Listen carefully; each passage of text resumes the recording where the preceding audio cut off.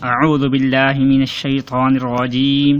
بسم اللہ الرحمن الرحیم السلام علیکم ورحمۃ اللہ وبرکاتہ۔ ناظرین، ہم امید کرتے ہیں کہ آپ لوگ خیر و عافیت سے ہوں گے۔ ناظرین، اس ویڈیو کے اندر ہم آپ کو اللہ تبارک و تعالیٰ کے دو نام الرزاق الفتاح ان کے پڑھنے کے برکات آپ کو بتانے جا رہے ہیں کہ وہ لوگ جو چاہتے ہیں کہ کبھی بھی ان کا پرس، ان کی تجوری، ان کی الماری پیسوں والی خالی نہ ہو، کہ جب بھی وہ ہاتھ ڈالیں پیسے نکالیں تو وہ پیسے ختم نہ ہوں وہاں سے۔ اس کا مطلب یہ نہیں ہے کہ وہاں تنخواہ آئے یا کاروبار سے کوئی منافع وغیرہ آتا ہے، پیسے آتے ہیں وہاں پر رکھیں نہ اور ایسے ہم پیسے اٹھاتے رہیں، یہ نہیں، بلکہ کہ جہاں ہم پیسے رکھتے ہیں اپنے تو وہاں پر پیسے کبھی ختم نہ ہو، اس کا مطلب یہ ہے۔ تو اس کے لیے آپ نا ایک کام کر لیں کہ گندم جو کاٹتے ہیں اس کے اندر جو بھی ہوتا ہے، جس کو ہم عام طور پر ستو بولتے ہیں،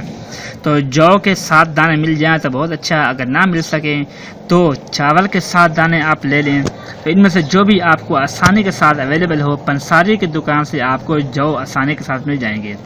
تو 7 دانے آپ نے جو کے لے لینے ہیں۔ تو پھر اس کے بعد آپ نے وضو کرنے کے بعد کہ قبلہ رو ہو کر بیٹھ جانا ہے۔ اللہ پاک کے دو نام ہیں الرزاق الفتاح، تو پڑھنا آپ یوں ہیں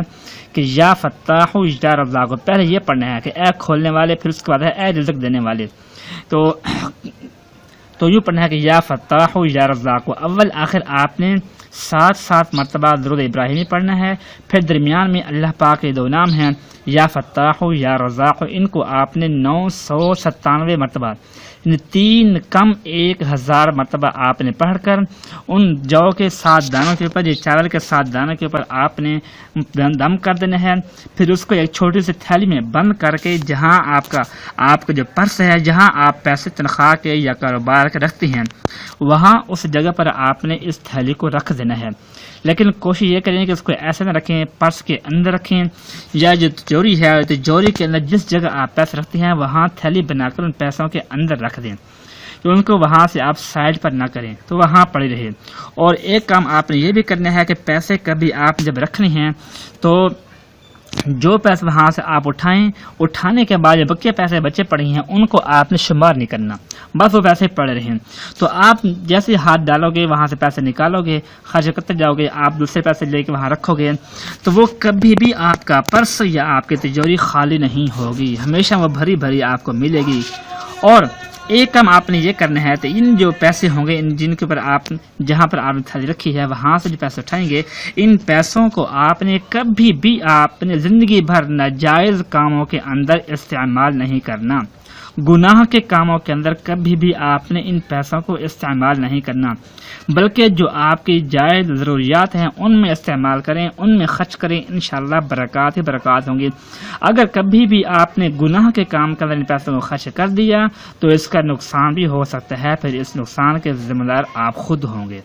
اس لیے ہم آپ کو پہلے بتا رہے ہیں کہ احتیاط کے ساتھ کہ جائز کام جو بھی ہے، گھر کی ضروریات ہیں، اپنی ضروریات ہیں، کپڑا جوتا جو بھی ہے، گھر کے بجلی کا بل ہے، ان سب میں آپ خرچ کر سکتے ہیں۔ گناہ کا کام جو بھی ہے وہ آپ خود سمجھتے ہیں کہ گناہ کا کام کون سا ہوتا ہے، تو ان کے اندر آپ نے ان کو بالکل بھی خرچ نہیں کرنا۔ پھر دیکھیں کہ آپ کے گھر میں خوشحالی کیسے آتی ہے اور آپ کے گھر میں فراوانی مال کی کیسے ہوتی ہے۔ پھر آپ دیکھیں گے کہ آپ کتنے دنوں میں بہت جلدی آپ امیر سے امیر تر ہوتے جا رہے ہیں۔ اللہ پاک ہم سب کو اپنی حفظ و امان رکھے، اپنا خیال رکھیے گا۔ اللہ حافظ۔